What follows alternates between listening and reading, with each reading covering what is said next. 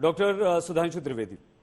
Doctor साहब, आप अभय जी की बहुत सारे बातों पर रिएक्ट करना चाह रहे थे, साथ में सिर्फ एक छोटी सी चीज, क्योंकि जब भी विभाजन की बात आती है उससे पहले हमारी स्वतंत्रता आती है, और वो स्वतंत्रता की जो लड़ाई हमने लड़ी लंबी, जो सर्वोच्च बलिदान हमारे लाखों करोड़ों भारतवासियों ने दिया, अपनी जान न्यौछावर कर दी, वो हम कभी भूले नहीं। और पूरा देश ऋणी है, कृतज्ञ है उन भारतवासियों का जिनके आप और हम वंशज हैं।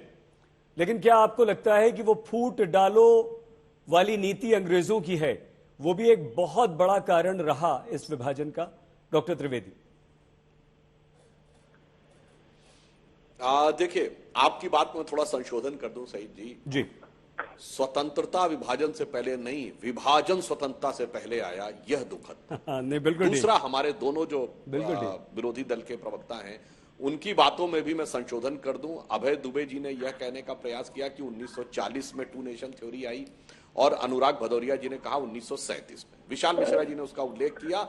मैं सारे दर्शकों से कहता हूं, जाकर चेक कर लीजिए 1916 लखनऊ कांग्रेस अधिवेशन, जहां पर यह प्रस्ताव पारित हुआ कि इस देश में कुछ ऐसे निर्वाचन क्षेत्र होंगे जहां से मुस्लिम ही चुन के जाएगा, यानी मुसलमानों के लिए पृथक निर्वाचन क्षेत्र होंगे। और इसके लिए बाकायदा कांग्रेस ने मुस्लिम लीग के साथ समझौता किया, और कांग्रेस के उस सत्र के अध्यक्ष अंबिका चरण मजूमदार थे। वह लोकमान्य तिलक जी का अंतिम अधिवेशन था। और अनुराग भदौरिया जी, आप तो लखनऊ के रहने वाले, अपने शहर का इतिहास तो पता होना चाहिए। मुस्लिम लीग की बैठक रफाए-आम क्लब में हुई थी और कांग्रेस की मोती नगर में हुई थी। और वही इलाके जो 1916 में पृथक निर्वाचन क्षेत्र मान लिए गए थे, वही बाद में 30 साल बाद जाके पाकिस्तान बांग्लादेश बने। तब तो आरएसएस बना ही नहीं था। आरएसएस 1916 में जब आपने बढ़ा दी, ये कांग्रेस का प्रस्ताव है। मैंने किसी का डिस्टर्ब नहीं किया है। मैं अपेक्षा करूंगा अपने अपने टर्न पे बोले, मैं एकदम शांति से बोल लूं अपने अपने टर्न पे। और उससे भी पहले एक ये मुस्लिम दो राष्ट्र की बातें मत कीजिए। ये बात 1871 में आ गई थी सर सैयद अहमद के जमाने में। और मैं नाम में थोड़ा कंफ्यूज भी हो सकता हूं, अल्ताफ हुसैन खाली शायद नाम था, नाम में मेरे से त्रुटि हो सकती है। उन्होंने बाकायदा एक कविता लिखी थी जिसमें उन्होंने लिखा था, हम एक अलग देश हैं, हम इन लोगों के साथ नहीं रह सकते। तब तो सावरकर पैदा भी नहीं हुए थे। इसलिए मैं कह रहा हूं, इतिहास की इन चीजों को आप देखिए तो ईमानदारी से देखिए, उसके ऊपर किसी प्रकार की राजनीति करने का प्रयास मत करिए। 1916 के बाद क्या हुआ? 1920 में जिन्ना की हैसियत इतनी बढ़ गई कि उसने कहा मैं महात्मा गांधी को महात्मा नहीं बोलूंगा, चूंकि यह हिंदू उपाधि है। इसीलिए हमने जितनी मूवीज देखी होंगी उसमें जिन्ना हमेशा मिस्टर गांधी बोलता है। उसके बाद और कांग्रेस झुक गई। 1925 में उसने कहा मैं वंदे मातरम नहीं बोलूंगा, ये तो हिंदू प्रेयर नजर आती है। ये उससे भी पीछे हट गए। उसके बाद संघ की स्थापना हुई, जब लगा कि मुस्लिम तुष्टीकरण के आगे ये पूरी तरीके से दंडवत होते जा रहे हैं। और अब मैं सही चीज एक और बात कह दूं, महात्मा गांधी के प्रति पूर्ण विनम्रता रखते हुए, कभी कभी क्या होता है कि आप मानवीय मूल्यों के श्रेष्ठतम उदाहरण लेते हैं और पात्रता का ध्यान नहीं रख पाते हैं। महात्मा गांधी ने सत्याग्रह किया, वो भारतीय परंपरा की महानतम परंपराओं में से एक था। सत्याग्रह के आगे सब झुके। सत्याग्रह के आगे सुभाष चंद्र बोस झुके, सत्याग्रह के आगे नेहरू जी झुके, सत्याग्रह के आगे पटेल झुके, सत्याग्रह के आगे पूरा भारत झुका, सत्याग्रह के आगे अंबेडकर भी झुके। और 1937 में पुणे पैक्ट हुआ। मगर एक आदमी था जो नहीं झुका, मोहम्मद अली जिन्ना। और अगर आप ये सोच रहे थे कि जिसने आपको महात्मा कहने से भी इनकार कर दिया, जिसने वंदे मातरम बोलने से इनकार कर दिया, जिसने पृथक निर्वाचन क्षेत्र ले लिए, वो सत्याग्रह से झुक जाएगा, तो मेरे विचार से इसके लिए वीर सावरकर ने कहा है कि सद्गुण बहुत श्रेष्ठ होते हैं, पर कभी कभी अगर सद्गुण कुपात्र व्यक्ति के सामने यूज कर लिए जाएं तो वह सद्गुण विकृति हो जाती है। जैसे कोई व्यक्ति आपसे उल्टा सीधा बोलने लगे तो आप उससे पूछते हैं भाई साहब कोई समस्या है। जानवर आप पे दौड़ने लगे तो आप उस समय पूछते नहीं है, अपनी आत्मरक्षा में जो करना है वो करते हैं। जब जिन्ना किसी चीज को नहीं मान रहे थे, उनसे सद्भाव की अपेक्षा करना, या हो सकता है इस बात को लेकर कहा जा सकता है कि भाई कोई व्यक्ति बड़े उदार हृदय का था, गांधी जी निर्मल हृदय के थे, वो उस बात को नहीं समझ पाए कि जिन्ना कुटिल हृदय का कितना था। ऐसी गलतियां हो जाती है और आज में हमसे कई बार हुई हैं। पृथ्वीराज चौहान भी मोहम्मद गोरी को नहीं समझ पाए थे, और राणा रतन सिंह भी अलाउद्दीन खिलजी को नहीं समझ पाए थे। जवाहरलाल नेहरू ने तो हिस्ट्री ऑफ इंडिया लिखी।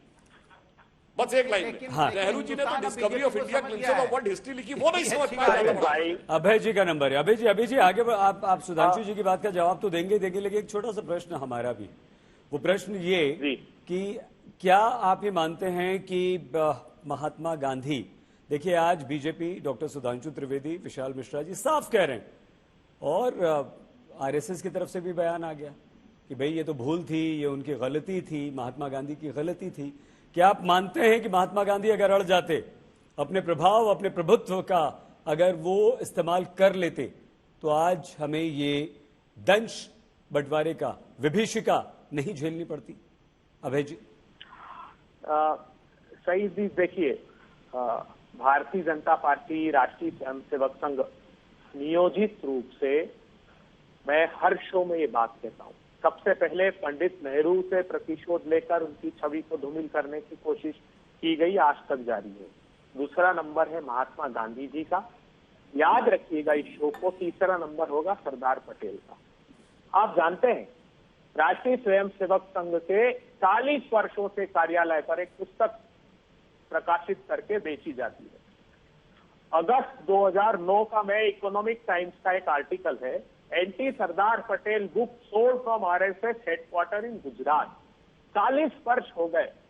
The tragic story of partition. वो कहते हैं कि पटेल जो है वो हिंदुस्तान के बंटवारे के लिए जिम्मेदार है। तब चूंकि इनका राजनीति का केंद्र बिंदु प्रतिशोध की राजनीति नहीं था कांग्रेस पार्टी के तत्कालीन आज के नेताओं से, इसलिए इनका जो सारे विचार केंद्रित थे वो पटेल के खिलाफ थे। इतिहास से प्रतिशोध नहीं लिया जाता। मैं आदर करता हूं भारतीय जनता पार्टी के भी जितने नेता हैं, श्यामा प्रसाद मुखर्जी और पंडित नेहरू का पत्राचार पढ़ता हूं तो लगता है कि बहुत प्रगाढ़ और अभिन्न मित्रता थी। लेकिन विनम्रता से पूछना चाहता हूं, जितने ऐतिहासिक तथ्यों का उदाहरण सुधांशु त्रिवेदी जी दे रहे हैं, बताइए ना कहां पर थे उस समय गुरु गोलवलकर, बताइए ना कहां थे उस समय श्यामा प्रसाद मुखर्जी, बताइए ना उस समय कहां थे बलराज मधोक, बताइए ना कहां थे उस समय पंडित दीनदयाल उपाध्याय, बताइए ना कहां थे उस समय अटल बिहारी वाजपेयी, लाल कृष्ण आडवाणी, जब पंडित नेहरू 9 वर्ष तक बरतानिया की जेल में यातनाएं सह रहे थे, जब महात्मा गांधी बर्बरता से पीटे जा रहे थे, जब माताजी हाजरा एक के बाद एक गोलियां खा रही थी, वंदे मातरम का उद्घोष और झंडा था। मैं चुनौती देता हूं, आजादी के पहले राष्ट्रीय स्वयंसेवक संघ और भारतीय जनता पार्टी के किसी नेता के, भारतीय जनता पार्टी तो जब थी भी नहीं, उस विचारधारा के किसी भी नेता के हाथ में न तिरंगा झंडा था न वंदे मातरम का उद्घोष था। अगर तिरंगा झंडा और वंदे मातरम का उद्घोष होता तो बरतानिया की जेल में होते। मैं चुनौती देता हूं, बताइए ना कहां थे नेता। उन लोग नेताओं के प्रति आदर है, उनका विवेक है, वो अगर बरतानिया हुकूमत से लड़ना नहीं चाहते थे तो ये उनका विचार था। लेकिन कांग्रेस पार्टी ने अपने प्राणों को आहूत करके इस तिरंगे झंडे का जो आज रंग निखरता हुआ दिखाई दे रहा है, उसको हमने अपने खून से सींचा है। सुधांशु त्रिवेदी जी, आज इस देश की जनता और इस देश की भावी पीढ़ी को यह जानना चाहिए कि अनादर, हमने तिरस्कार, महात्मा गांधी कभी विकृति विचारधारा का को प्रतिबिंबित नहीं करते, वो तिरस्कार का प्रतीक थे ही नहीं, वो तो सबको गले लगाते थे। इतना घृणास्पद बयान देना कि महात्मा गांधी बंटवारे के जिम्मेदार है, तो फिर इस किताब को प्रतिबंधित कर दीजिए जो राष्ट्रीय स्वयंसेवक संघ के पुस्तकालय से बेची जाती है, इसको बंद करिए। फिर तब तो आप पटेल को जिम्मेदार बताते थे बंटवारे के लिए। मैंने कहा कि पटेल ने पत्र लिखा श्यामा प्रसाद मुखर्जी को कि पंडित नेहरू और उनकी हत्या का षड्यंत्र रचा जा रहा है। 2 लोगों के नाम का उल्लेख है, फरवरी 1948 का पत्र। फिर बोलिए ना प्रधानमंत्री नरेंद्र मोदी जी से कि आपने क्यों लिखा ये पत्र। जब विभाजन विभीषिका मना रहे थे तो उसी दिवस को लेकर पाकिस्तान के नागरिकों को आपने बधाई क्यों दी, और उसके प्रति उत्तर में इमरान खान ने 29 मार्च को पत्र लिखा। 29 मार्च के पत्र में कश्मीर पर अपना दावा ठोक दिया।